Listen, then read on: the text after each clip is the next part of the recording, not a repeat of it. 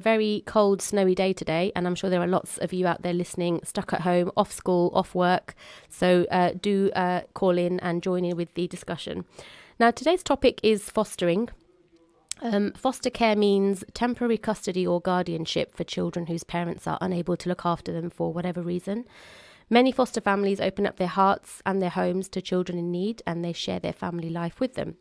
Now, if any of our listeners today are foster carers or even thinking about fostering and want to share their own fostering experiences, please give us a call or send us a message. The number to call again is 01733 602 133, and the text and WhatsApp number is 07745 278 978. Now, I'm joined today over the telephone by Imran Patel from Foster Care Link Leicester. Imran is a supervising social worker, and his expertise is with looked after children. He has worked for several organisations, including local authorities. Welcome, Imran. Are you there? Assalamu alaikum. Wa alaikum salam. Thanks for joining us today. I'm sorry you couldn't make it into the studio due to the terrible weather, but thanks for joining us on air. No problem. So first of all, tell us a little bit about Foster Care Link and the work that you do as an organisation. Okay. Foster Care Link is an independent fostering agency, and it's an award-winning agency with a proven track record. We've been established since 2002 and have built a reputation for quality of our work with a lot of local authorities. We estimate approximately 50 local authorities we've worked with to achieve positive outcomes for children in care. So the whole purpose of Foster Care Link is about having a unique and dedicated specialist service in finding families for children of varying different backgrounds, ethnicities and languages. So as part of this service, Foster Care Link is the only agency in the UK which has a dedicated Muslim fostering service. Right. So, because a lot of agencies out there in terms of, our speciality is around focusing on the Muslims and providing Muslim foster services. So we're currently rated as outstanding. We had our Ofsted inspection in November 2014, and we're due an Ofsted inspection very soon. I mean, to get outstanding, it just demonstrates in terms of our commitment and our, focus on achieving best outcomes for both the foster carers and for the looked after children. Yeah, absolutely. We've got offices in London, in the Midlands, and in the Northwest. So I want to start off in terms of, because you've probably got a lot of listeners wondering what's fostering about. So I think in terms of answering that question, so the main explanation about fostering is about allowing or caring for children and young people who can no longer live with their parents for several reasons. And so opening up your homes offers the child and young people, some security and opportunity to do well. Yeah? Children that come into care, they come in for many reasons. It could be through neglect, abuse, or because the parents have died, or unaccompanied children that come from abroad. So there's many reasons why children are fostered. The ages go up to 18. Yeah. That can be fostered. Yeah. Okay. And what's the current situation in the UK with regards to fostering at the moment? So how many children are in the system? So according to stats, in March 2015, there was a total of approximately just under 70,000 children that were looked after by local authorities in England. Right. That's a rate, if you equate it to 60 children to every 10,000 children under the age of 18. And this is an increase, and it's been increasing for a number of years. In England alone, there are around 3,000 Muslim children in foster care. Right. That's quite a big number, isn't it? It is, yeah. Okay. And so what is the need at the moment for, with regards to Muslim children, needing to be fostered, needing to be looked after? Mm-hmm. In terms of one of the reasons why, over the past couple of years, there's been a lot of focus in terms of this area, especially with the number and the increases of Muslim children being fostered. So like I said, in England alone, there's around 3,000 Muslim children that are in foster care, and there's a shortage of Muslim foster carers. Predominantly, the children are fostered by non-Muslim families. Mm-hmm. There's been a lot of research in some cases where children who were obviously Muslims by birth, and then when they go into foster placements, one of the responses is about the Muslim identity that can get lost. You understand? I mean, social workers will try their very best to place Muslim children with Muslim families. However, given the shortage of Muslim homes or Muslim foster carers, they have no option but to place with non-Muslim carers. But having said that, it must be emphasized in terms of that non-Muslim foster carers, they are among the best people in terms of providing care. So, they work really hard. I've worked with many non-Muslim carers that have cared for Muslim children. And they've worked really well. But it's just the aspect in terms of the identity of the child. Yeah. Because obviously it's about stability and a sense of identity and belonging. These are really important for children. And, the question is, if you ask yourself in terms of if your own child was going to care for whatever reason, would you want that child being looked after by a Muslim family? Yeah. To maintain the identity, the culture as well, the heritage, which is really important as part of Muslims, to maintain the identity. Of course, yeah. So is this something that families are allowed to choose? So if for instance, a family, extended family of the child who is being fostered, knew that this child was going into care, could they specify that a Muslim family look after that child, or that the child be brought up as a Muslim? Yeah. This is a complicated matter. Now, previously, obviously, local authorities would look at this as one of the criteria. However, in terms of, so the legislation previously was that the social workers would give due consideration to a child's religious persuasion when selecting a family to place a child with. However, in order to address, because of the shortages of foster carers, especially for Muslim and black minority ethnic Muslims or backgrounds, the government have changed.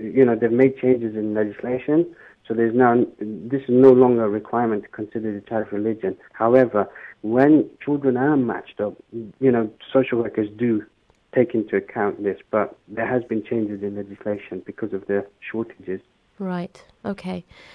So that can be. I mean, I'm guessing that can be problematic. Then there can be several pitfalls of Muslim children who are being fostered by non-Muslim families, right? Because they're under no obligation whatsoever to bring them up with along their Muslim identity. Yeah.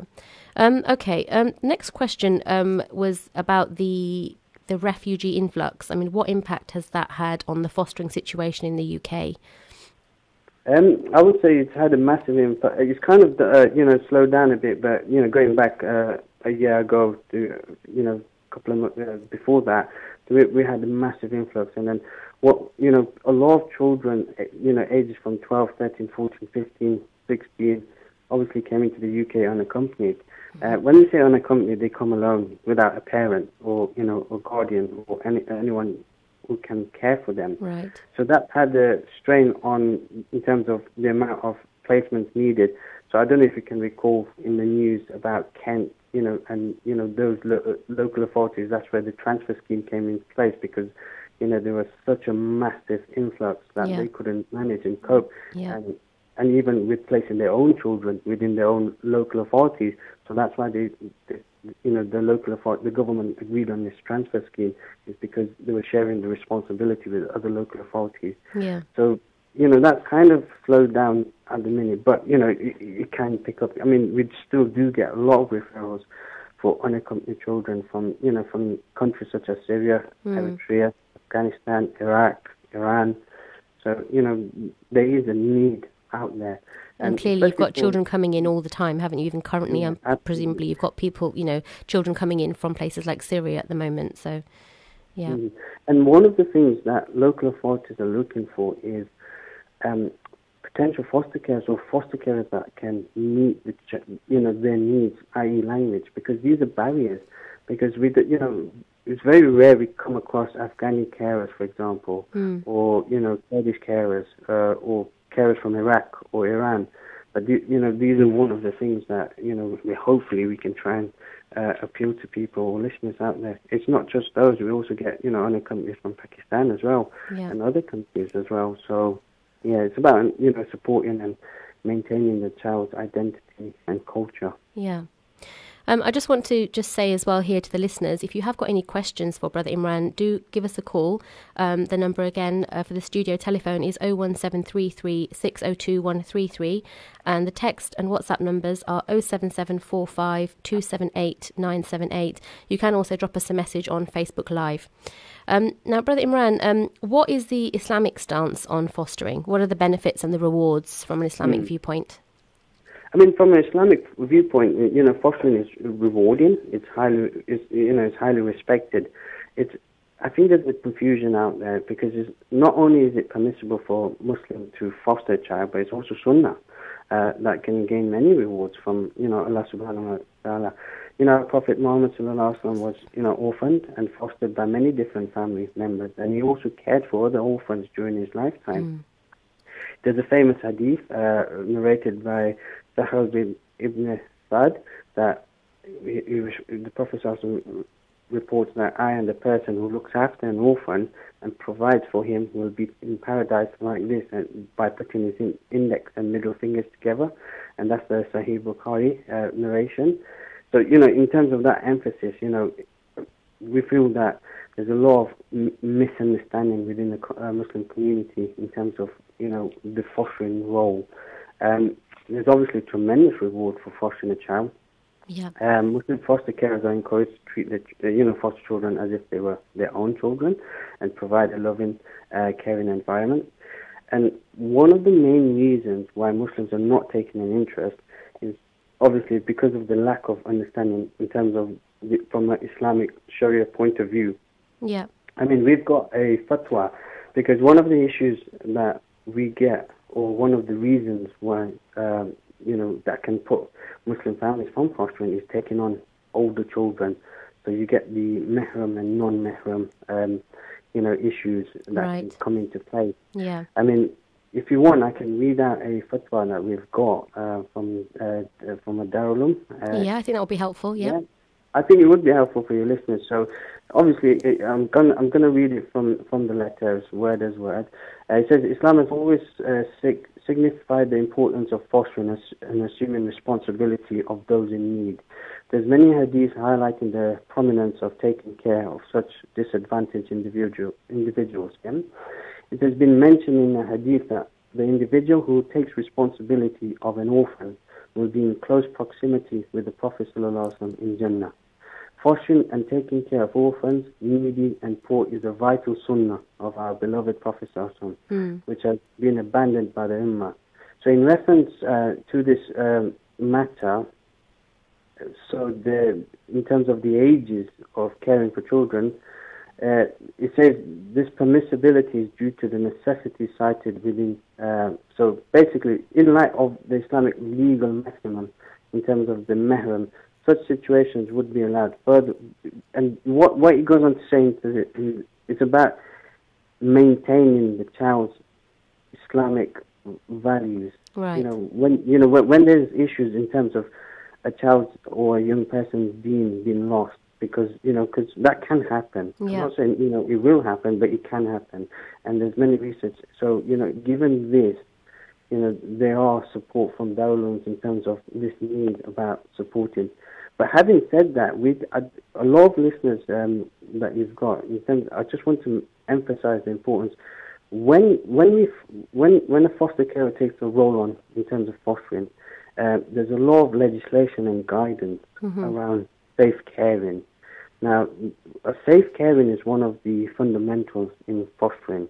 It's basically a guideline that's very clear in terms of safeguarding the child as well as the foster carers and their family. Yeah. And within these guidelines, there's boundaries and restrictions placed upon on each individual, such as the way you dress, when you're out in the community, within the homes, about respecting bedroom privacy, etc. So all of this takes shape in terms of safeguarding everyone, and in terms of the sunnah, in terms of protecting and safer caring, really. So these are safeguarding policies you're talking about that are put in place by local authorities and safeguarding bodies. Yeah.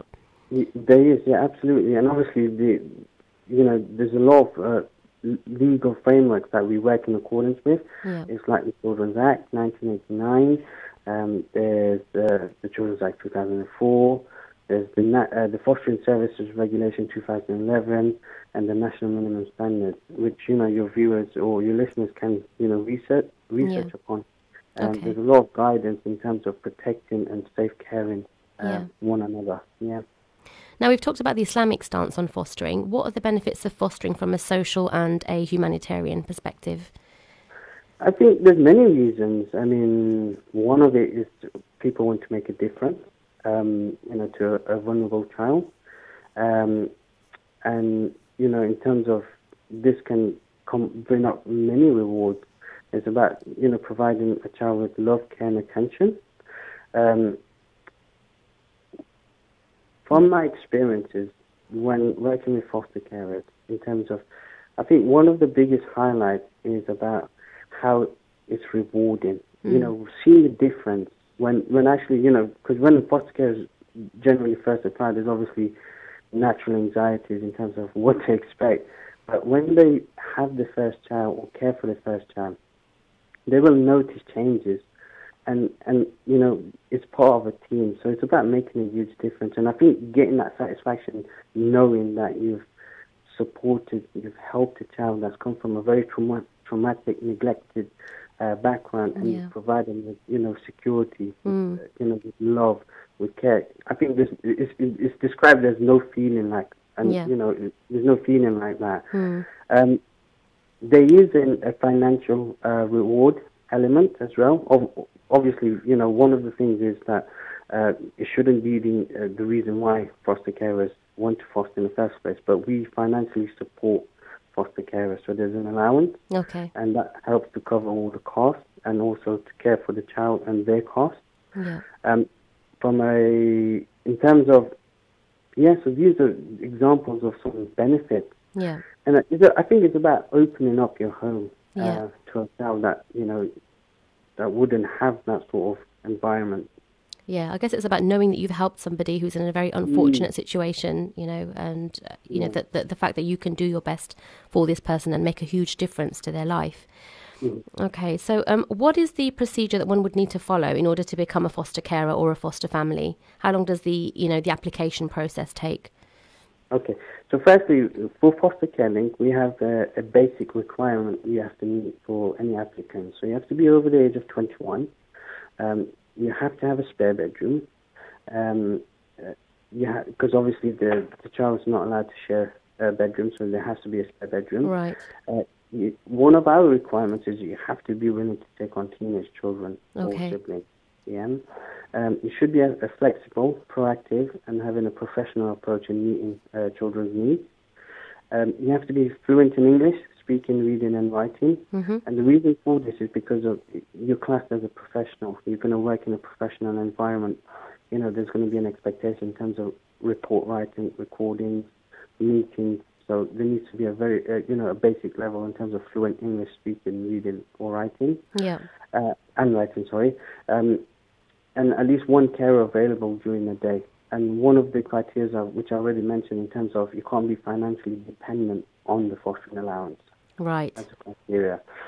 In terms of the processes, so there is guidance around this, which states that the National Minimum Standards for Fostering 2011 states that the process should be decided upon within 8 months. Okay. The assessment is intrusive, and it's a very lengthy process, and there's many training that one would need to undertake, as well as there's rigorous checks, and there's lots of support from the agency in terms of trying to understand in terms of what the limitations are, because no one's going to be able to meet all the criteria, because families come in different shapes and sizes. So in terms of assessing that individual will help support in terms of meeting or becoming a foster carer. Yeah.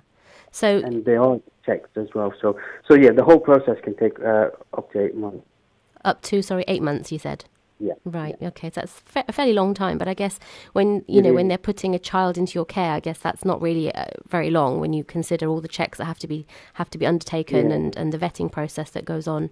Absolutely. So you talked a little bit about the training that's provided. What is that? What training do Foster Care Link provide to families? For foster carers, it recognises that training is really important, really essential.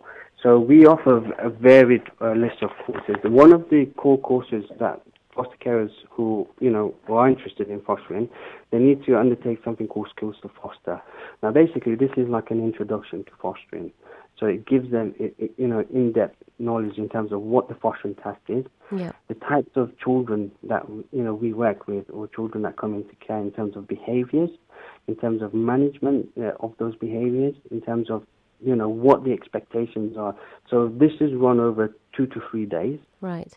And it's full day courses, and this is like the taster, as you'd say. So we run these courses first, and for potential foster carers, this will give them an idea in terms of, actually, is this really for me? Can I foster?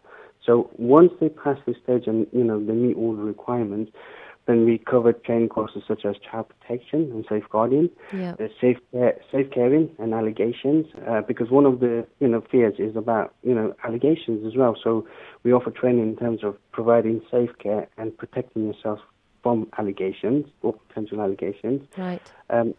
First aid training.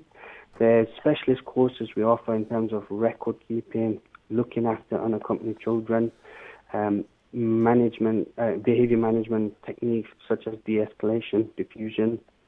There's training on drugs and alcohol.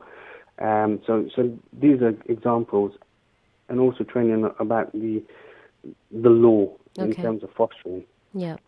Okay. So there's quite a lot. There's quite a lot of training that there goes is on. A lot, There's a lot involved. Absolutely. Yeah, and then what we do with Foster Care Link as well is, because families do come with different shapes and sizes and experiences. So where there's an identified need, we can put on a training to meet those needs, for example. Okay. We've just had a text message come in, Imran, from Sister Fazana, and she's saying, I just wanted to say, great topic, and my question is, can foster carers choose the gender or the age of the child they want to take in? Yes, they can, naturally. However, because there's such a need for and a shortage of foster carers, when we're vetting foster carers, we need them to be as flexible as possible. Right. Because what it is because at the end of the day is, a child needs a home. So when a referral comes in, and one of our specialities is to provide a child with a good match. So this is where something known as matching takes place. So, for example, if for example, a child was deemed high risk for many reasons, we wouldn't place that child into a family knowing that the risks are far greater in terms of, to the family members. But one of the things we emphasize on is about being flexible. So you have to be willing to take on male and female, and also teenagers. Okay. That's interesting to know. Can you give listeners some helpful websites or some organisations they can contact if they are considering fostering? Yeah, you can visit our website, which is www.fostercarelink.com, and on there it explains about fostering and who we work with. We've got branches in London, in the East, in the Midlands area, and Northwest. We're based in the Leicester office, and our number is 0116 210 2248. Okay. And all this information is also available online for people who want to go on the fostercarelink.com website to have a look for some more information. That's correct. I'm guessing people can get in touch with you even if they just want to have a chat, just to go over their options, just to see, whether they, just to go over their suitability, perhaps, just to whether they fit the criteria. Yeah. Mm-hmm. We are going to go to a very short ad break, and after the break, we'll be talking to a foster carer from Leicester called Halima. She's going to be calling in and sharing her own fostering experiences with us. So for our listeners, do stay tuned in. Brother Imran, thank you very much for speaking to us today. please do stay online in case we need to speak to you again. Yeah. For the listeners as well, if you want to get involved, if you've got any questions that you want to send in or get involved with the conversation, the number to call is 01733 602 133, or you can send us your text messages on 07745 278 978. You can also message us on Facebook Live. We're going to a very quick short ad break. Don't go away. We'll be right back after this.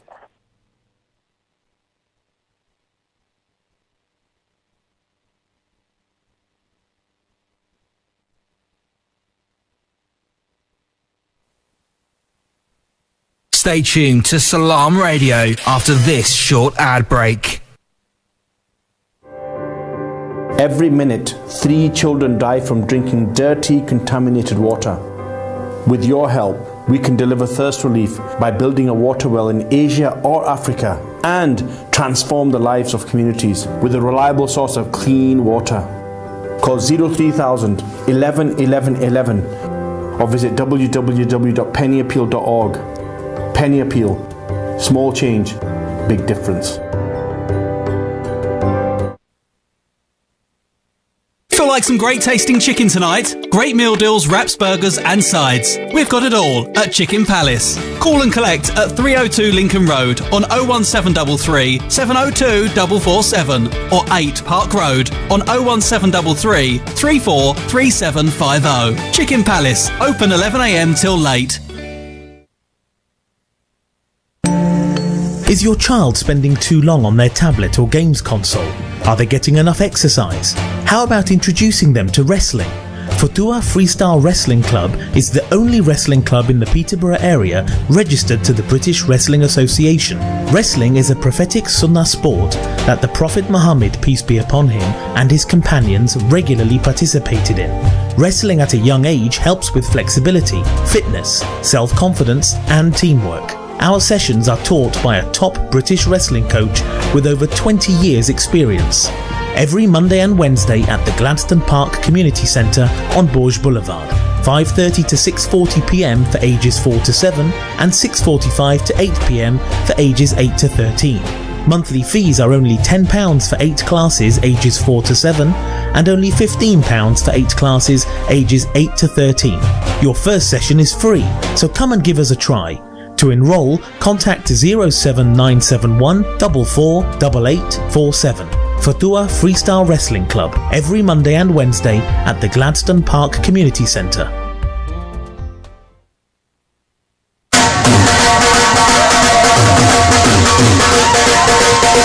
क्या आप अमार food store आ चुके हैं? अगर नहीं तो जनाब तशरीफ ले आइए और हमारी स्पेशल ऑफर से फायदा उठाइए. A great range of products on groceries, vegetables, fruits, आटा, चावल, दालें, ड्रिंक्स, हलाल मीट के अलावा और बहुत कुछ, यानी एक ही छत तले सब कुछ. अमार फूड स्टोर फ्री पार्किंग के साथ साथ कार्ड पेमेंट एक्सेप्ट करते हैं और आपको फ्री डिलीवरी सर्विस की सहूलत भी फराहम करते हैं. हमारे यहाँ बिल्स पेमेंट और मनी ट्रांसफर की सहूलत भी मौजूद है. अमार फूड स्टोर एंड हलाल meat, 613B Lincoln road, triangle, Peterborough, या फिर फोन कीजिए 01733687374. अमार फूड स्टोर, मयार का नाम, मुनासिब दाम. Ever thought about joining the fire service? Come along to our information event in Peterborough and find out more on Wednesday the 7th of March from 12:30 p.m. to 2:30 p.m. at the Gladstone Park Community Centre. Booking is essential by visiting camsfire.gov.uk. For more information, call Fazana Qusair on 07825 506 691.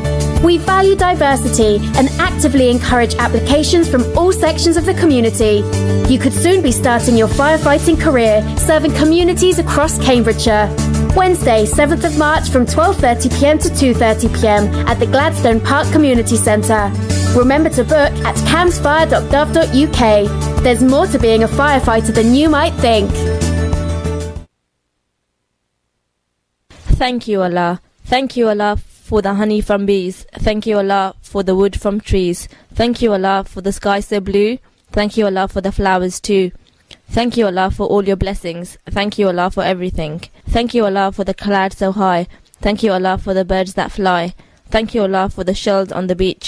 Thank you, Allah, for the things you teach. Thank you, Allah, for all your blessings. Thank you, Allah, for everything. Thank you, Allah, for the cool breeze. Thank you, Allah, for the shady leaves. Thank you, Allah, for the Holy Quran. Thank you, Allah, for our way of life, Islam. Thank you, Allah, for all your blessings. Thank you, Allah, for everything.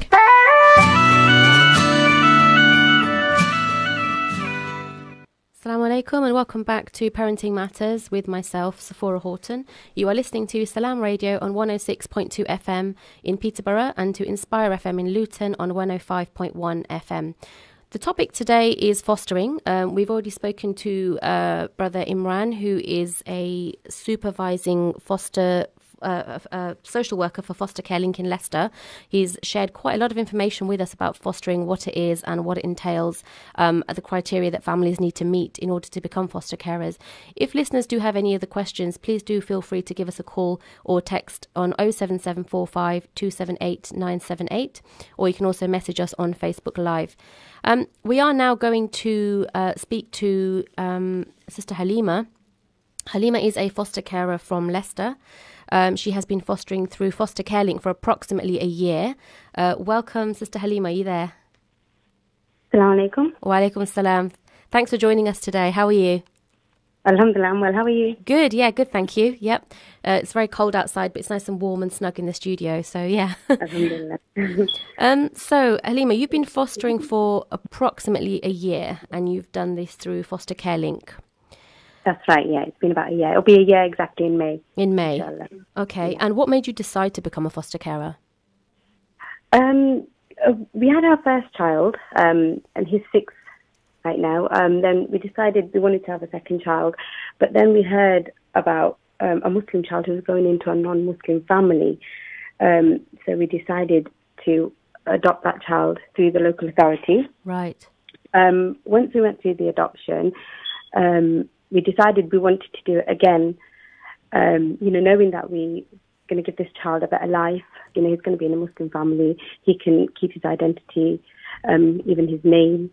We decided to do it again. We came across Foster Care Link, and they provide a service for Muslim children. Yeah.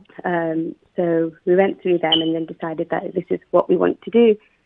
So alhamdulillah, now we have 2 foster children with us.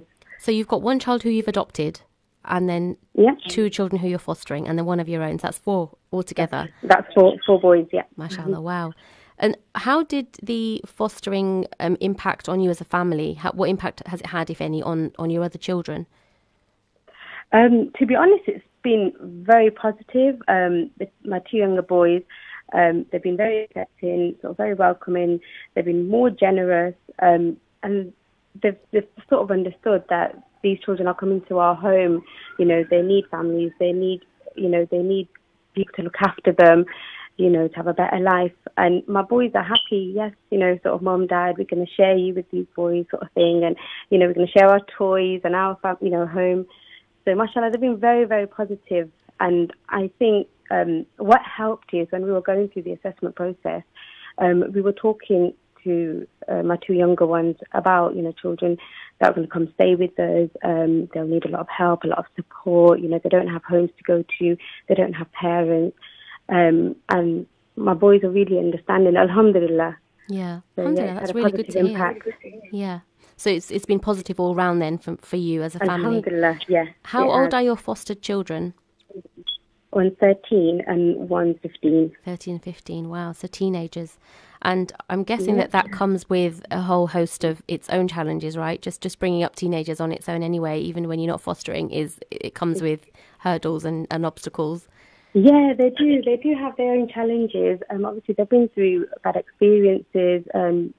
They both come from different places. They've got their own experiences, their behaviour as well. It can be challenging, but with the training, the agency's help, social workers that we work with, they're very supportive. And especially with just an online course, challenging behaviour, and it helps you sort of deal with them in the correct manner. Yeah. So it's really, really good, and it can be challenging some days. But it's actually more upsetting to see the children that way. But the training gives you an understanding that why children behave in certain ways. Okay. But alhamdulillah, it's been positive. So if you come across any challenges with your foster children, you can just contact Foster Care Link, can you? And they'll support you. Yeah, definitely. Yeah, you just give them a call. The social worker is always available. They're always there to have a chat with you. And they do regular visits as well, your meetings and things like that. So you're always able to discuss things with them openly, and they're always there to help, always. Okay.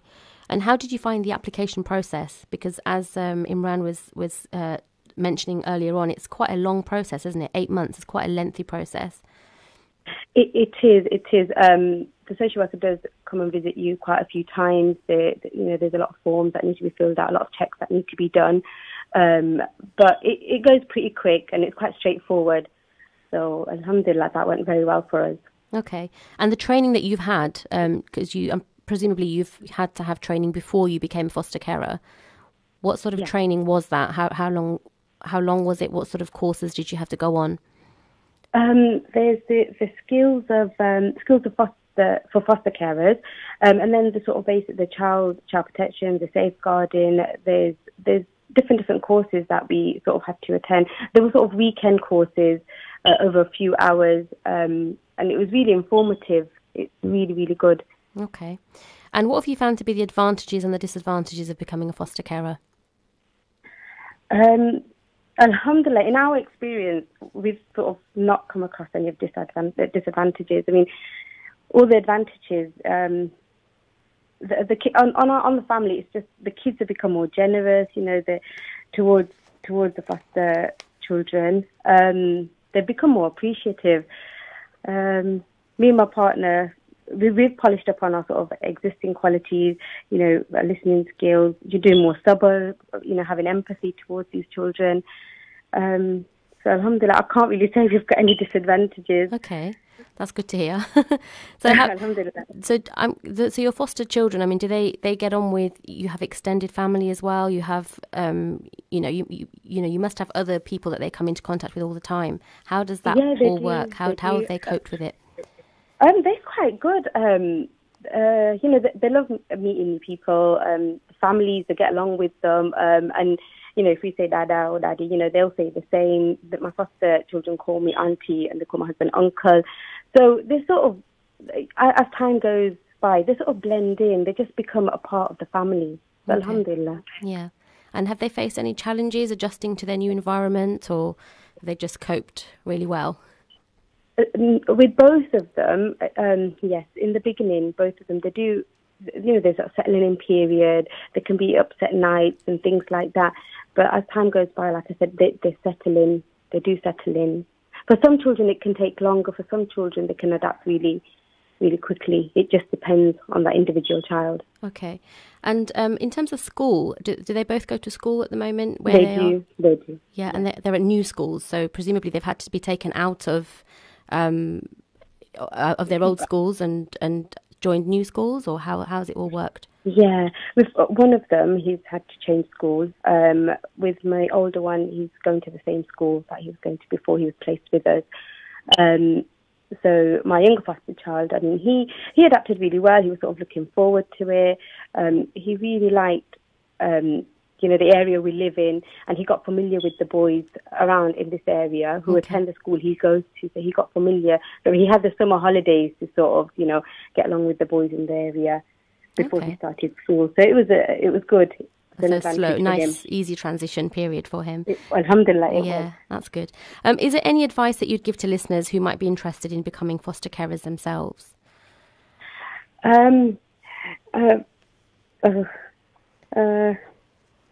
Well, first I'd like to say the majority of the families in this country, we've greatly been blessed by Allah subhanahu wa ta'ala. And, we should share this blessing with those less fortunate children. Unfortunately, there's a great number of Muslim children in need. Yep. And we need Muslim families basically to step up and sort of open their homes and open their families to these children and take them in. Because what is happening is these Muslim children are going into non-Muslim families, and it is difficult for these young children to practice their deen. Yeah. And therefore the child's iman is at risk. So yes, it is our responsibility for us to take these children on. Yeah. And I think we should do it. If we've got the space in our homes, I think we should do it. Yeah. We heard about some of the pitfalls of Muslim children being fostered by non-Muslim families when Imran was talking to us earlier on. So obviously that is a bit of a worry. And the fact that there is, there are still children coming in. There's a refugee influx. So we still have children coming in from places like Syria who need that fostering. I think it's really a beneficial thing to do. We've heard about the Islamic side as well. We've heard about the humanitarian perspective.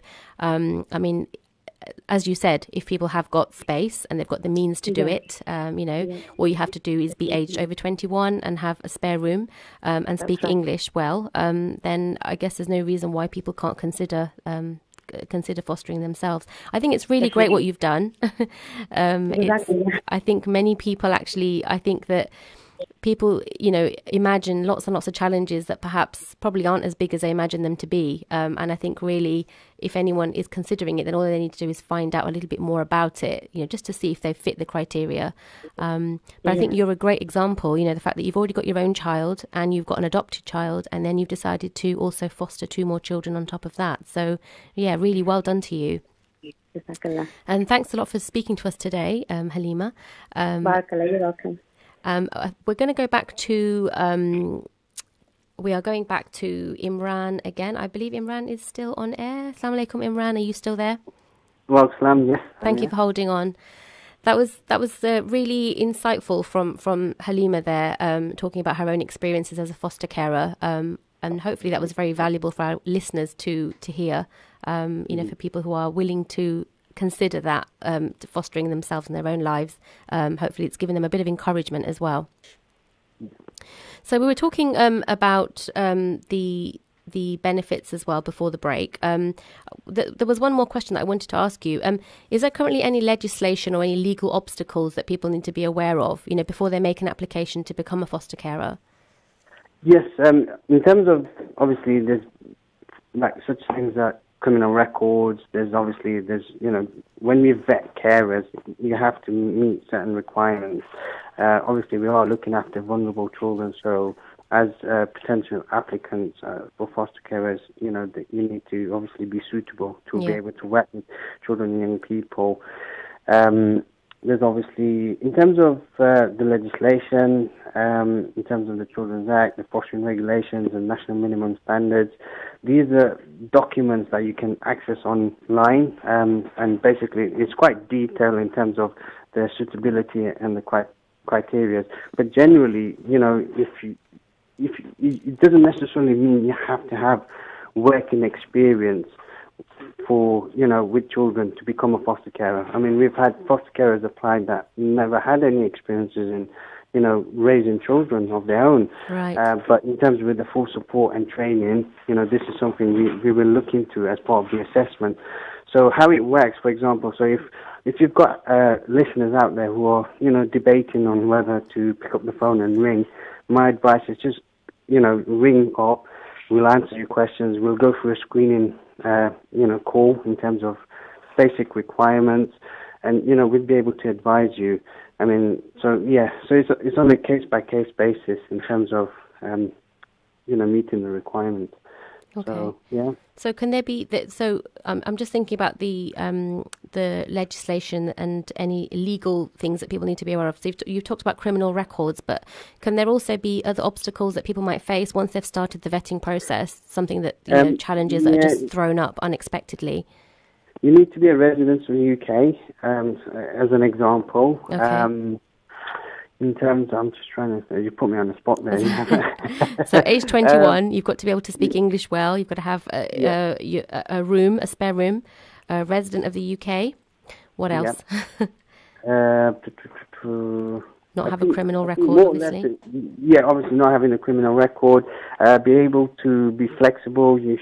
One of the requirements as well is you have to undergo training. Yeah. And that's, Foster Care Link's policy is 5 courses a year, 2 online and 3 face-to-face. In the first year, you'll have to do all the core mandatory induction face-to-face courses. Okay. So, that is part of, requirements of becoming foster carers. It's like you would do in any job. There's an expectation in terms, because you're classed as a professional, you're working in a professional team. You're working in partnership with local authorities, with the agency, social workers. Yeah. So, there's an expectation placed upon you in that aspect. Okay, so the training that you talked about, do both parents have to go to these training sessions? Yes. One of the things as well, we do get single applicants as well. So if you're a single carer, that wouldn't, stop you from being a foster carer, for example. So if you are a couple, then both carers would need to undergo training. But if you're single, obviously you got yourself. One of the things we do look at as well is support network, because it's really important to have a support network around you. Because as you would if you're occupied, if you've got your own children, sometimes emergencies can come up. So that's why we also look at foster carers identifying suitable backup carers, we sometimes call them as, who can help out with transport emergency situations. And we will also provide them with training support, just to be able to fulfill that role as well. Okay. And is there any... go on. Sorry. Sorry, in terms of the requirements as well, what we have to do in terms of is background checks. So we do checks with local authorities in the local area. We do DBSs, we do Ofsted checks, NSPCC checks. These are all part of the vetting process. Okay. And do they? So you said about Ofsted. Do they come? They come to your house, and what are they looking for when Ofsted do a check? No, when Ofsted comes to do an inspection, they will inspect the agency. Now, when they come out and inspect the agency, obviously we work within a framework, and they want to see how well we're working in that framework. So when they do come out and inspect you, they may contact foster carers, and it's just like in terms of following up, in terms of how they've experienced, the agency. So it's more focused on the agency rather than the carers. Right. Okay. So the background checks, the DBS checks, those are performed on the actual parents that are the applicants themselves, but the Ofsted is mainly for the organisation that's providing the foster child to the family. Yeah. Okay. Yeah. And is there any training or preparation given to other children in the family? So sometimes you've got existing children, and especially if there are challenges there. Well, one of the biggest things that we have to look at is the views from birth children. Now, obviously, in terms of if, and this is part of the application process, I mean, if your children are not, happy with the parents fostering, we will obviously look into that, and we'd have to take that into consideration as well. But in terms of support and training, events we run as an agency, we run birth children events, events for foster children, because it's about understanding their needs as well. So, we it's all on an individual basis. These are the things that we're offering. And in terms of training, if there's a need for a young person to attend training, they're welcome to attend training. Yeah. Okay. I think it sounds amazing, and I hope that, listeners out there have heard what you've had to say, and that it will encourage them to go away and do their own research and perhaps consider becoming foster carers. Like you said, there's a huge need, isn't there? There is a shortfall of Muslim families. Absolutely. Can I just say one thing? In terms of teenagers, I know this is probably one of the reasons that I've had in the past that stops Muslim families from coming forward. Yeah. In terms of teenagers, it's I just want to emphasize in terms of they will be supported with full training, and like I mentioned earlier on, in terms of the mahram aspect of things, in terms of safe caring, if you've got any listeners out there that want more information, we're happy to give them this information if that if that's something that they're still stuck on in terms of taking on teenagers. Yeah. Okay. Well, thank you very much, brother, for talking to us today. It's all been very, very interesting for myself as well. There's a lot about fostering that I didn't know, so it's a really good thing to consider for the future. But thank you very much. No problem. Jazakallah. Jazakumullah. So that was Imran from Foster Care Link in Leicester sharing with us his work as a social worker for Foster Care Link, and trying to encourage listeners as well to become foster carers themselves. If anything that you've heard today you want more information on, or you want to just perhaps ask questions, or even discuss your own criteria, discuss the possibility of yourself becoming a foster carer, please do give Foster Care Link a call or visit their website. That's fostercarelink.com. Now, just before we go, I've got a few events coming up here in conjunction with Salaam Radio that I want to share with you. So on Sunday, the 11th of March, we have an event at Masjid Khadija called Who is Responsible for Raising Our Children? We have Yusuf Patel is the speaker there. He's the founder of SRE Islamic in London. He's going to be giving out information for parents who are concerned about sex and relationship education, how it's taught in schools, particularly in primary schools. He'll also cover parents' legal rights in the area of SRE and also the responsibility of Muslim parents to impart age-appropriate SRE education in line with their values. It's a free event. It is for adults only. There'll be a Q&A session at the end as well. Do come along to that. Again, it's Sunday, the 11th of March from 2 p.m. to 4 p.m. That's one not to miss. That's at Masjid Khadija. Also, we have actually quite a few events coming up. Local events coming up in the community. There's a family fun day that's been organised by Salaam Radio in conjunction with Penny Appeal. That's on Saturday the 31st of March from 12 p.m. to 5 p.m. at Gladstone Park Community Centre. There you'll have food, bouncy castles, henna, clothes, raffles, lots and lots going on there. It's a family fun day, so it's for everybody. Do come along to that.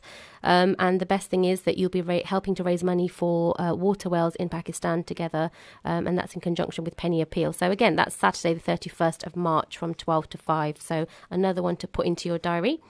And then there is, we've got an event coming up that's organised by Dervish Productions. It's at the theatre, actually. It's at the Key Theatre Studio on the 3rd of March at 7:15 p.m.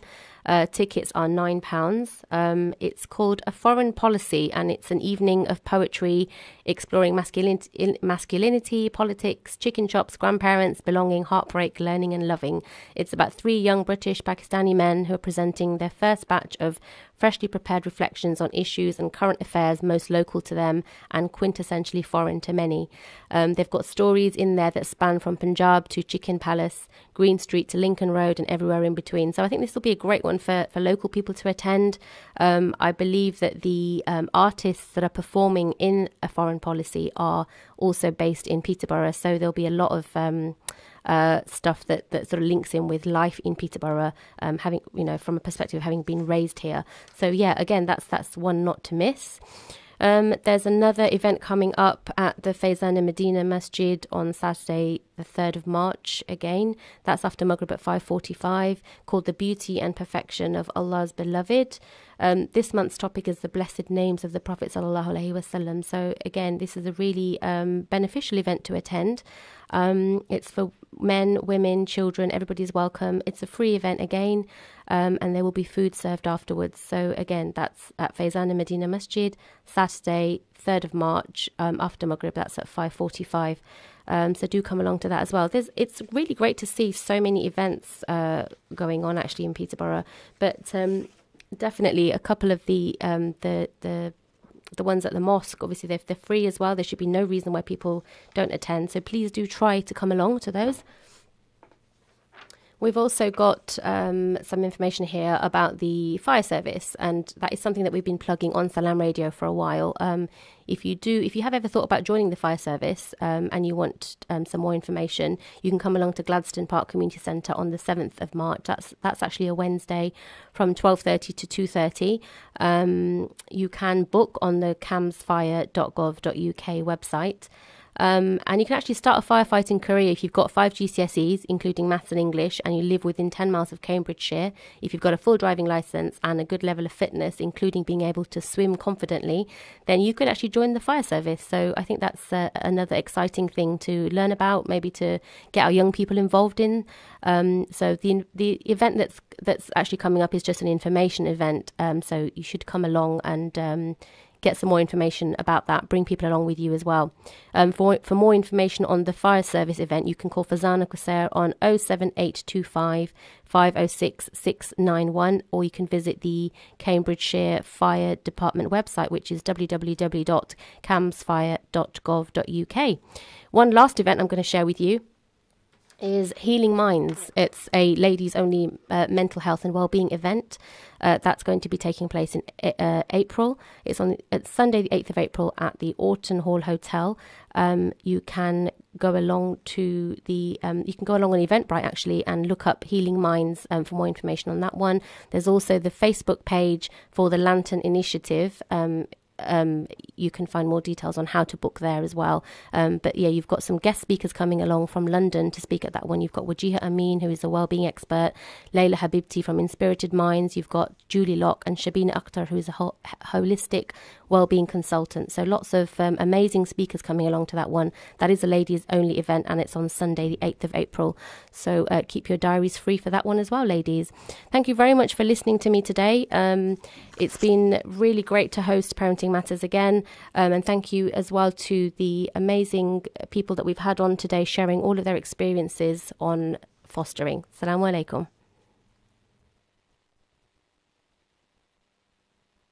Stay tuned to Salaam Radio after this short ad.